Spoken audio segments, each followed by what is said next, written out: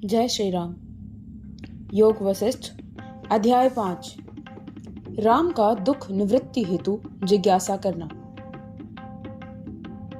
अपनी वैराग्य की स्थिति का वर्णन करके श्री रामचंद्र जी अपने दुखों की निवृत्ति हेतु जिज्ञासा करते हुए कहते हैं, मुनीश्वर, विषय भोग दुख रूप हैं और अनित्य हैं। इस प्रकार विषयों में दोष दर्शन रूपी दावानल के द्वारा मेरा चित्त दग्ध हो निर्मल एवं महान हो गया है। जैसे जलाशयों में मृग तृष्णा का उदय नहीं होता, उसी प्रकार मेरे उस चित्त में भोगों की आशा अंकुरित नहीं होती। मुनीश्वर, विविध चिंताओं से परिपूर्ण भोग समूहों एवं राज्यों की अपेक्षा चिंता रहित महात्मा पुरुषों द्वारा स्वीकृत एकांत सेवन ही मुझे अच्छा लगता है। सुंदर उद्यान मुझे आनंद नहीं देता, स्त्रियों से मुझे सुख नहीं मिलता और धन की आशा पूर्ति से मुझे हर्ष नहीं होता। मैं ना तो मृत्यु का अभिनंदन और न जीवन का ही स्वागत करता हूँ। मुझे राज्य से, भोगों से, धन और नाना प्रकार की चेष्टाओं से भी क्या प्रयोजन है। अहंकारवश ही मनुष्य इन राज्य आदि से संबंध रखता है, किंतु मेरा अहंकार ही गल गया है, अतः मेरे लिए इनकी आवश्यकता नहीं रह गई है। यदि अभी निर्मल बुद्धि के द्वारा इस चित्त की चिकित्सा नहीं की जाती, तो फिर इसके चिकित्सा का अवसर ही कहाँ रह जाएगा। विषयों की विषमता ही विष है।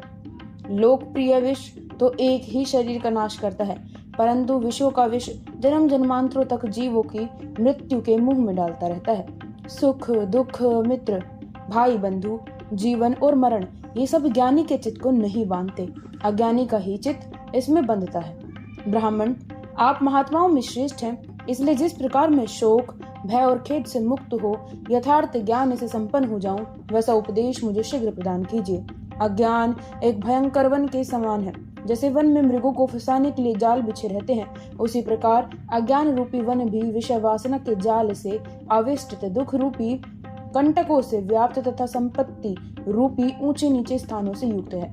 महात्मन, संसार में ऐसी दुश्चिंताएं नहीं है जो उत्तम अंतःकरण वाले महात्मा पुरुषों के संग से क्षीण ना हो जाएं। आयु क्षणभंगुर है तथा चंचल है, ऐसा विचार कर मैंने इसका त्याग कर दिया तथा शांति को प्रतिष्ठित किया है। जैसे मृग तुच्छ तृणों के लोभ से ठगे जाकर गड्ढों में गिर पड़ते हैं, उसी प्रकार अंतःकरण की वृत्तियां निस्सार विषयों द्वारा ठगी जाती हैं।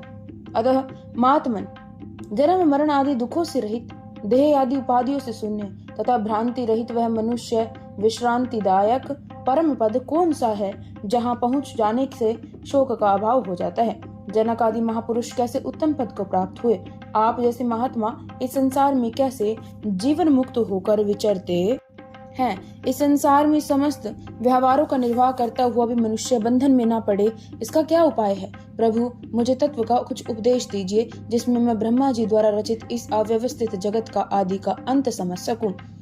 इस संसार में ग्रहण करने योग्य क्या वस्तु है, त्याज्य वस्तु क्या है, अग्राह्य और अत्याज्य वस्तु क्या है। मनुष्य का यह चंचल चित्त किस प्रकार स्थिरता एवं शांति को प्राप्त करे, ऐसा कौन सा उपाय है, क्या गति है, कौन सा चिंतन है, क्या आश्रय है तथा कौन सा साधन है, जिसका अवलंबन करने से यह जीवन रूपी वन भविष्य में अमंगलकारी ना हो। यह नश्वर संसार निरंतर दुखों से परिपूर्ण और नीरस है। यह मन रूपी चंद्रमा काम से कलंकित हो रहा है। इस किस प्रकार धोया जाए कि उससे निर्मल एवं दिव्य चांदनी का उदय हो। तो इस उपाय का आश्रय लिया जाए, जिससे संसार रूपी वन में विचरने वाले जीवन राग द्वेष रूपी बड़े बड़े दोष तथा भोग समूह कष्ट न दे सके। मोह की निवृत्ति के लिए आप जैसा जो कुछ भी जानते हैं, उसका उसी रूप में मुझे उपदेश दीजिए।